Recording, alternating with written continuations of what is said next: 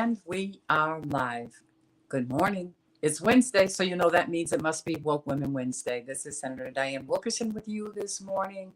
And we actually are going to have kind of a different but related conversation. You know that every Wednesday we try to be with you. Summer has been a little tricky, but we're here today. And one of the great things about this process and this opportunity and WWOC Radio, who I always I like to start by thanking them and thank the women with a vision who intuitively knew how important it would be really in 2020, because it's just 2 years in, which means we right in the beginning of COVID, we went online, went on air, and every Wednesday since then we've had some exciting moments. In fact, 2 weeks ago I had finally was able to coax Sandy Robinson, one of the women of WWOC, behind the scenes at WWOC, to come on and be a guest and just talk about her incredible history in radio and her well earned and established footprint and her what I call her imprimatur on Black radio in the eastern part of the country. I won't say just Boston. In my mind, she is a legend. But on Wednesday mornings, we come and they allow me just 30 minutes. And that time, it maybe seems short, but allows us an opportunity to really spread lots of information every week. But here's and we started talking about all things Black and COVID. And as I say all the time, I visit with you. That means everything, because COVID has absolutely impacted every aspect of our waking and sleeping lives, all of us. And no group of people, though, in this country have been directly impacted by COVID more than Black people. And so it is especially important that we take all that we can learn from this experience. That's not over, by the way. You know that our children are getting ready to go back to school in the next 3 weeks, and some have started. Will be starting at the end of August. It seems so odd when I look on Facebook and I see family and friends and in the South, and the first day of school is already under the belt. They've been in school for 2 weeks. But our children in Boston will be going back late August and early September. And so what we're already seeing is an uptick in the number of people who are parents, I would say, who have decided, maybe it's time. Maybe it's time. We've had our fun for the summer, and now it's time to go back. I don't want my children to go back unprotected. So we already see the increase and uptick in the number of children, 5 to 11, Black children, I'm talking about, Latino children, we're talking about, whose parents are taking them to be vaccinated. And, it's interesting for you. Please note that in Boston right now, some low 80%, 81, 82% of white children 5 to 11 years old have been vaccinated. And you take of that what you will. And I am very, very aware, and I always want to note that it is a very personal and important decision for people to make, and you'll make that decision. Your children will be returning to school without a mask mandate, and actually without now even the continued requirement for the social distancing. And the irony is that if you're also paying attention to the statistics, then you know that the latest strain, I understand we have a new strain coming, is the most contagious. Almost everyone that you encounter, if they don't have a personal story about COVID, they'll have one in their immediate family, because it has touched us all. And so this is real. So having said all that, this beautiful Wednesday morning, as I come to you at 11, I thought today that I would just put in context. And I always say I'm not a medical professional. I read, and when I want to get technical about the medicine, I will bring a healthcare on. Really what I want to talk about is the politics. And I mean talking about health politics. This is political season. Politics everywhere. But the politics of COVID, as we have learned and felt it, does not require to be an expert in COVID versus an expert in people and process and how we learn and how race implies and integrates and moves into everything that we do. What does that have to do with anything, Dianne? Here's what I mean by that. So, one of the things we learned early on, if you recall, in the spring of 2020, when our hospitals began recruiting people for clinical trials in to develop a vaccine for COVID, is that they said up front that they were having trouble getting Black people to participate in the trials, and we said, no kidding, right?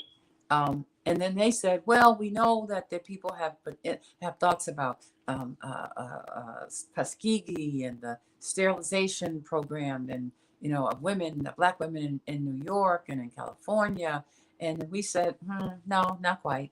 In fact, most Black folks that you talk to on the street every day in Boston, save our seniors who are our keepers of the knowledge and historians, most of the rest of us don't even know where Tuskegee is, don't know what it is, couldn't tell you in any kind of detail what syphilis is, and had little knowledge about the sterilization project in California or New York. Here's what they'll tell you. I felt like I was disrespected by my physician or by a healthcare professional last week, yesterday, last month, a year ago. Their memories and feelings of not being heard are very real. They're very recent. They're not 50 years ago. They're not about the stories that their grandma or grandfather or mother or father told them. It's their current feeling and relationship. And so one of the things that we were able to do with the Black Boston COVID-19 Coalition is partner with Fenway Health and did a survey, a study on, and the study was released on June 4th, entitled, We Thought You'd Never Ask. You know what it was? We went about asking Black people as they came to get tested or on the street why they had that level of distrust of our healthcare institutions, mighty as they may be, such that they wouldn't even be willing to participate in a trial to save lives, like COVID was just barreling through our community. And of course, they answered in the way I just shared with you. They said, "Look, I mean, I don't have a power. I don't feel like they listen to me, right?" So it was nothing new. We heard nothing new. So it would not be a surprise for you, I suspect, given what I just shared, for me to tell you that now, with the major focus on COVID now on what they call long COVID, and that is just trying to figure out and learn all of the different lasting effects, health effects that people across the country, across the state, across the city are having for having had COVID.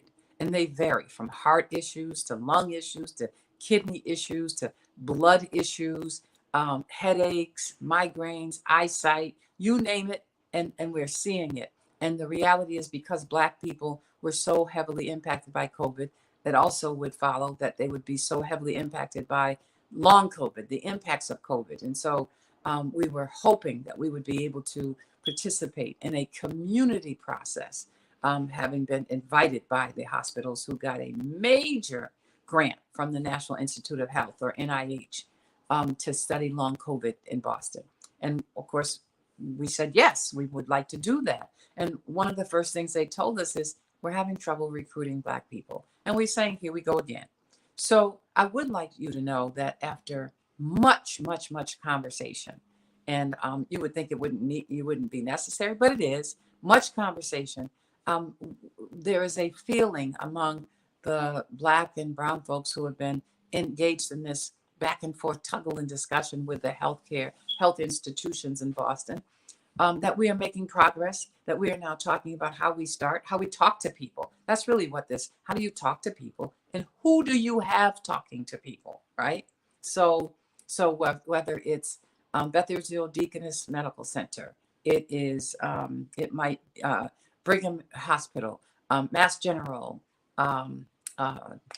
who else do we have? Children's, I know the Cambridge Health Alliance is involved, Boston Medical Center is involved. So we're having what I consider to be the right conversation with the right people at the table.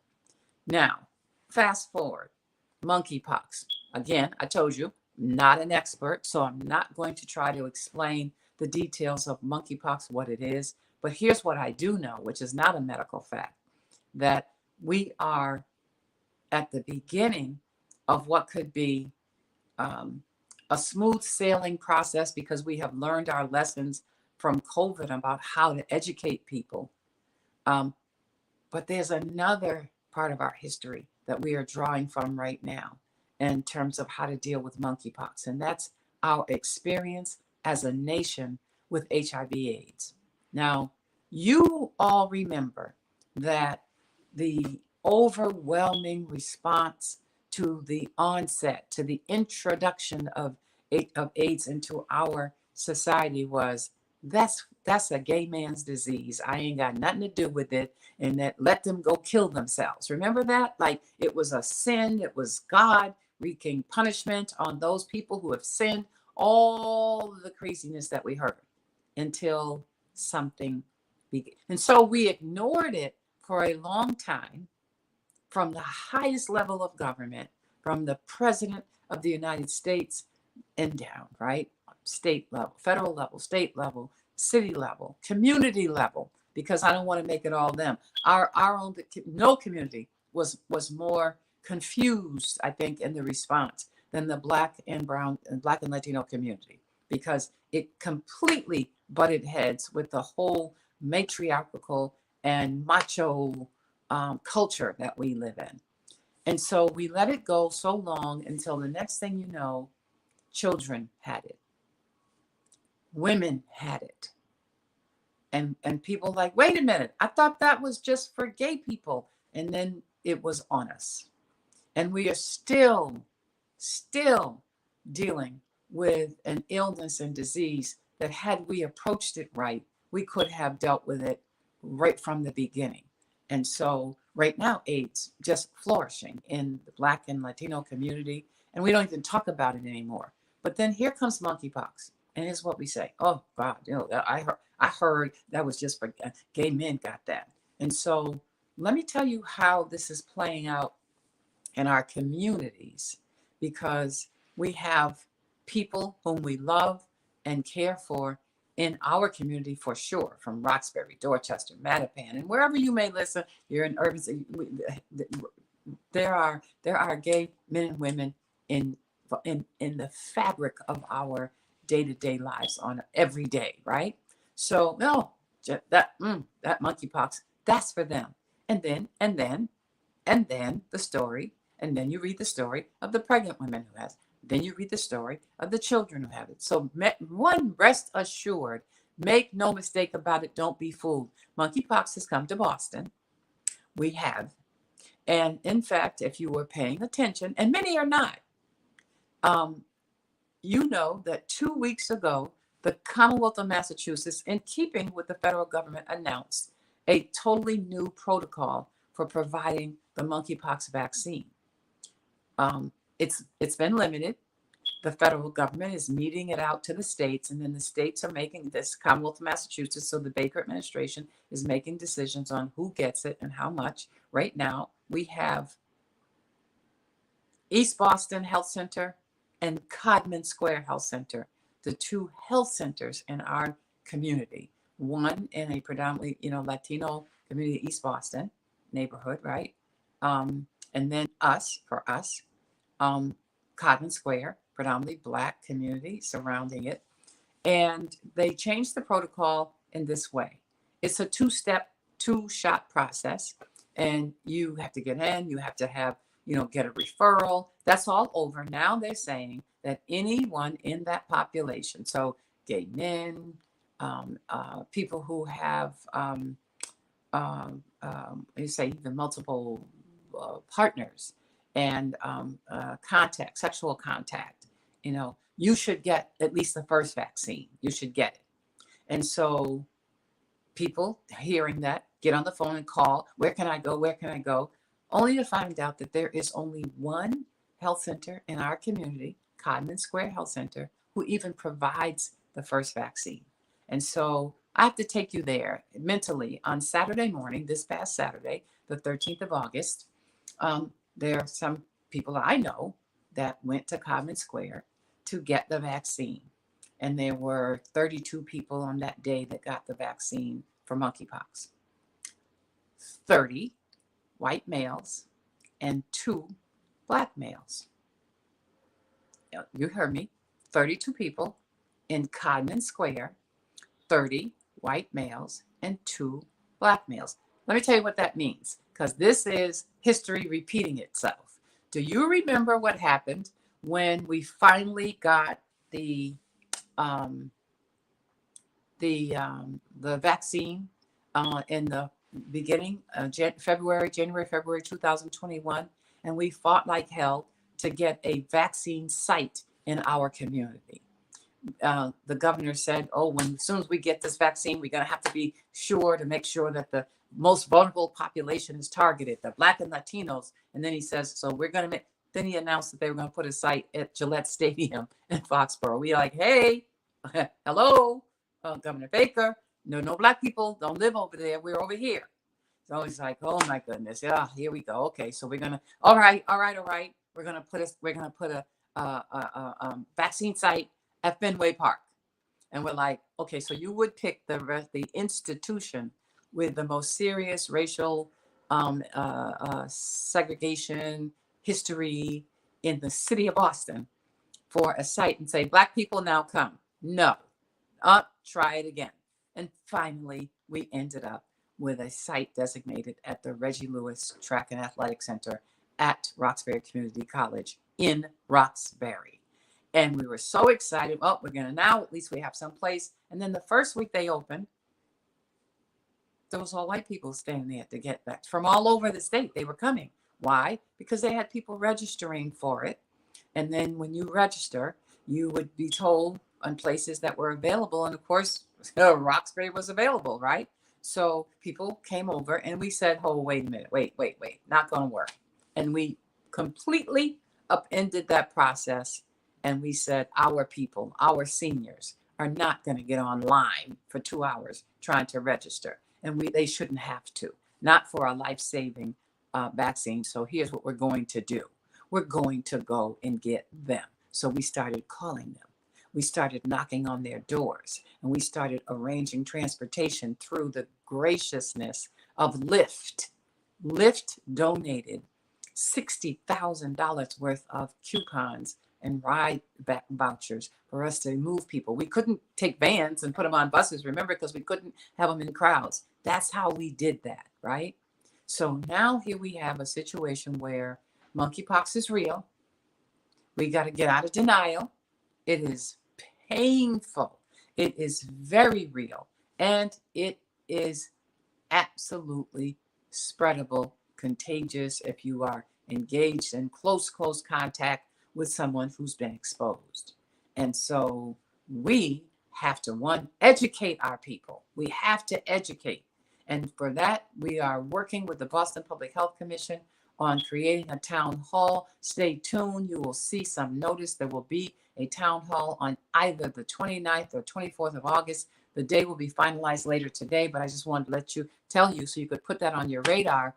And we'll have a town hall so we can educate our folks about what it is. So we won't go off all like, ignorant about what we're doing. Because if you're ignorant about it, you can't protect yourself in the way you need to. And we all need to be. And we need to have our churches who didn't necessarily get it right in the response to HIV/AIDS. You know what I'm talking about.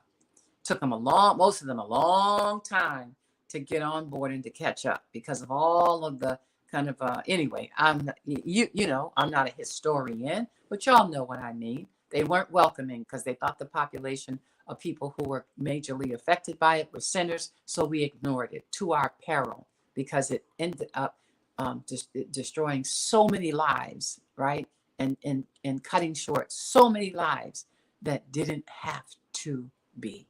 It didn't have to be. So we need to be as careful and vigilant about monkeypox. You need to be educated. That's all I'm saying to you. And also I urge you, you need to be educated so that you will know what you need to do and what you can share. So listen up. And also if you are a male, if you are a gay, a Black or Latino, gay male, go to Codman Square, call them, get on that list now, because you're going to be waiting at the back of a line from a whole lot of other people who don't look like you, who don't live here. And I'm not knocking them, because if they are aware and they know what they need to do, they're going to call their medical professionals and they're going to tell them, go to Codman Square. or go to East Boston Health Center. And we're hoping, in the next month or two, that Common Square won't be the only ones. That we have the largest number of community health centers per capita, as we do the largest number of community development corporations per capita in the city of Boston and in Massachusetts than any other state in the nation, right? So there's no excuse. So we have this network of community health centers, and we hope that we can engage them all in the process. But I'm not beating up on them today, because this is not, they don't want to participate. Right now, the state is in control of divvying up the vaccine, and they're being very tight with it. And so we are grateful that Common Square has it and available for our folk. But there's got to be more, right? It's got to be more, because we don't want to have our children going back to school and walking into a whole nother level of a pandemic. And so it can be in that place if we let it get there. I'm hoping we learned enough lessons from this COVID experience that we are just smarter about how we do it. And if we haven't, shame on us. And if we haven't, I know I, for one, and the members of the Black Boston COVID-19 Coalition are just going to be reminding people and talking and commenting and pressing and pushing to make sure that Black and brown people get access to the appropriate information so we can do what we need to do to protect ourselves and to be safe. And in the meantime, the CDC, of course, they've lessened the mask guidelines, but they're also saying you should still be wearing them if you're in large places of people in a confined space. And even outside, if it's tight, you want to make sure you're wearing masks. And I know people don't want to do that when it's 95 degrees and it's 90 degrees. But my guess is what you don't want even more is COVID. And you don't want to put anyone at risk of COVID either. So be mindful. Just be mindful. That's all I'm saying. Just be mindful. The other thing I want to talk, and by the way, and we will have some of our experts, Dr. Basola Ojikutu, who I call her the rock star health commissioner, and we happen to be blessed enough to have her and call her our own in the city of Boston. We'll have her on, or someone from her office soon, to talk to you about monkeypox and educate people about what it is and what we need to do to stay in front of it, as well as this newish now strain of COVID, which appears to be with us, here to stay. All right. So we just need to know how we're going to be addressing how we deal with it. And I thought, on the again, related, I saw a news article this morning that I wanted to share with you, because the other part of the COVID conversation, in addition to the health piece, you all know I've been talking about the economics of COVID, meaning the federal government sent more money to us than we've ever had in Massachusetts. I shouldn't say federal government. Congress approved a bill. Congress approves that bill, and that money came to Massachusetts, and we're talking a lot of zeros. I'm talking just for COVID and COVID related resources, for the nursing homes, for our schools, for the ventilation and all the things that we've been doing. Massachusetts got over 140 billion. That's 9 zeros. That's a lot of zeros, right? A lot of zeros.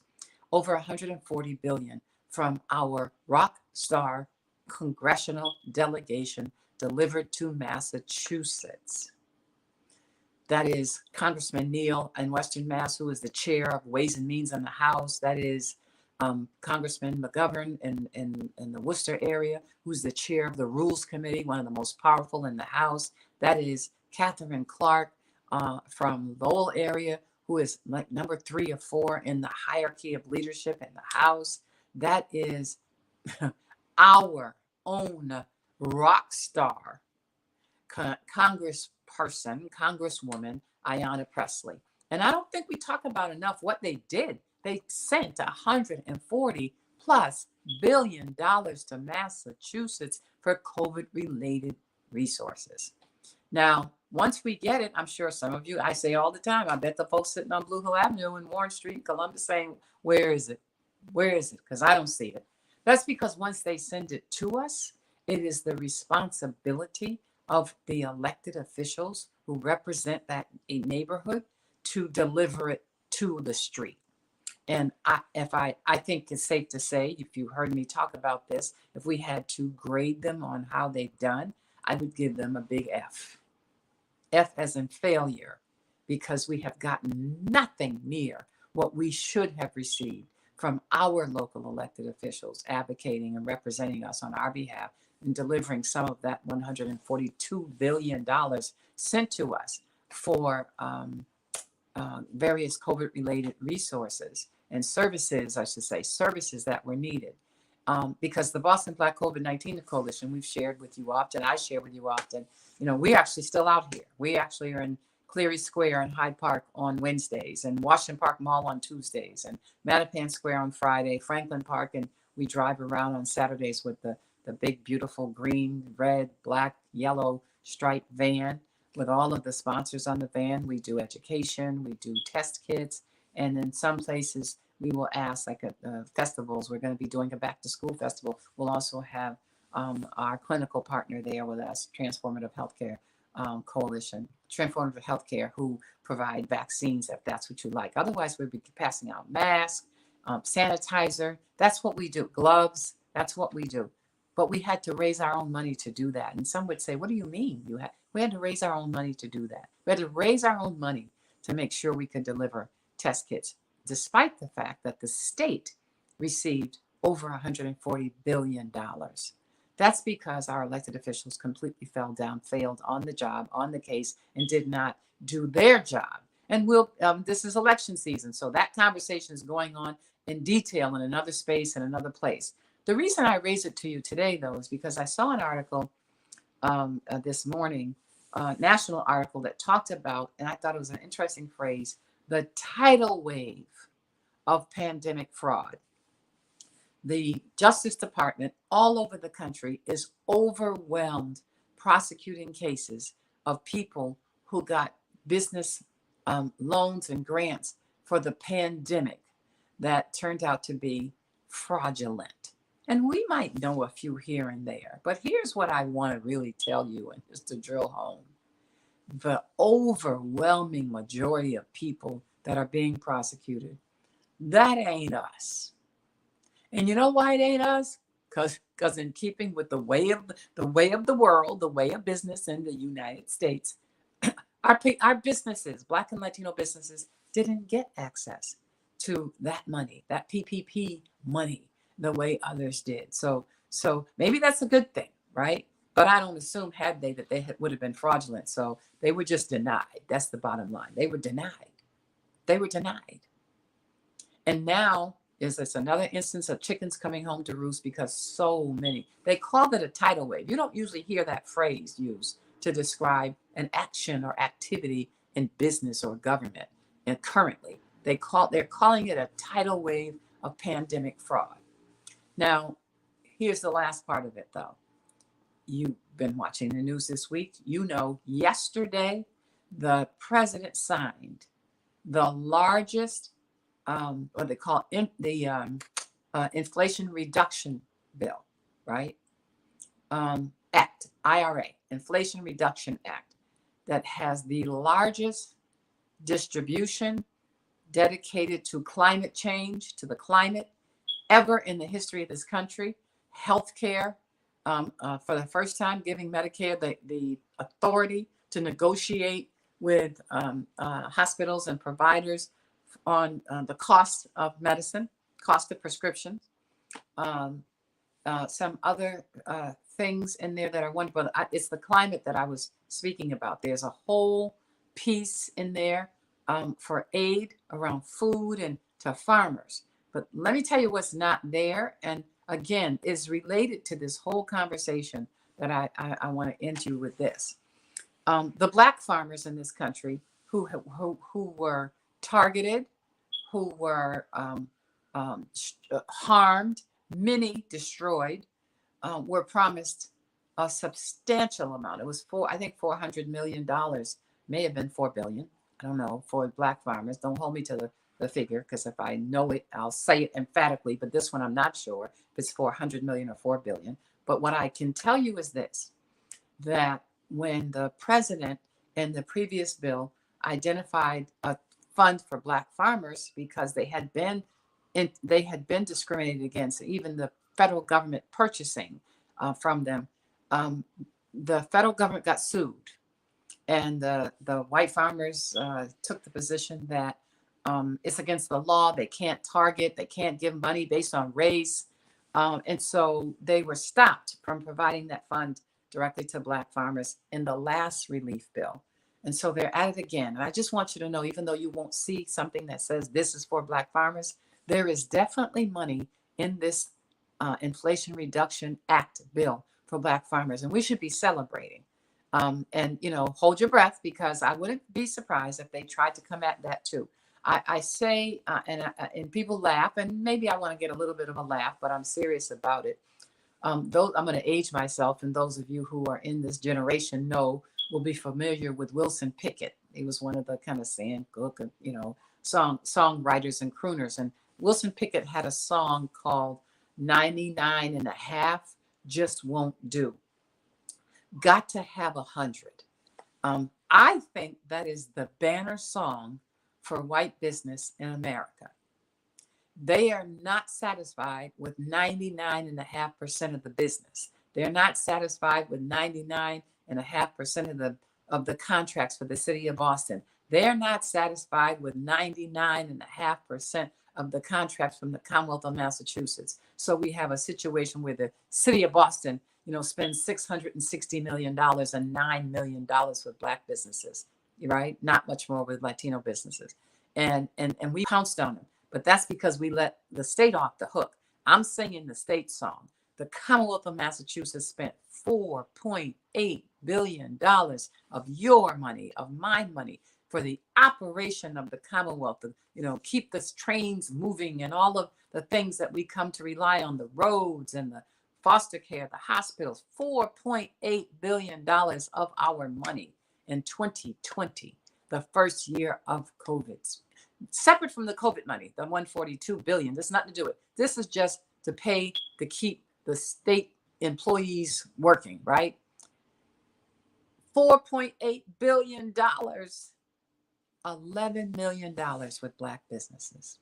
It's not even 0.5%. So they don't even get to Wilson Pickett level. You know, I say 99.5 just won't do. Got to have 100. This is the environment that we're living in, folks. For all of the national talk about racial reckoning and social justice, it ain't happening when it's time to distribute the money. So be mindful. Ask those questions as you're talking to gubernatorial candidates, no matter what party they are. Don't assume, because it's got a D next to the name, that they got it. Ask those questions. Ask those questions of those who would be your state senator. Ask those questions of those who would be your state representative. Ask those questions of those who want to be the auditor, the treasurer, the secretary of state, what they're going to do about that. Because until we deal with that, and the fact that we constantly pour our money into state government for a whole host of things and we get nothing back, I will be singing the Wilson Pickett song, 99.5 just won't do. They got to have 100, and we can't let that happen. So until next week, folks, stay safe, be mindful of now, not just, you know, COVID, you know, wear a mask if you're in big crowds, especially if you're inside. We ain't safe yet. Remember, we got to get those kids ready and safe to go back to school. But also monkeypox. Read up. Learn what you know. As I said, I will be bringing you some experts to talk about this so that you will have yourself knowledgeable and able and ready to go. But until then, stay safe, and have a wonderful week. See you next week. Dianne Wilkerson signing off. Woke Women Wednesday. Bye-bye.